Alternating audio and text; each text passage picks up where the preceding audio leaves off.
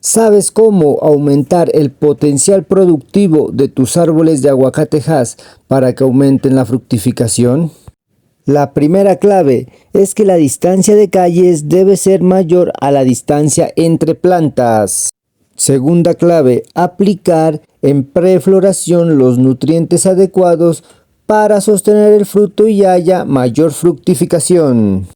Tercera clave, cuidar la raíz del árbol de aguacate para no tener estrés hídrico y la planta pueda tener un excelente desarrollo. No olvides suscribirte, te espero.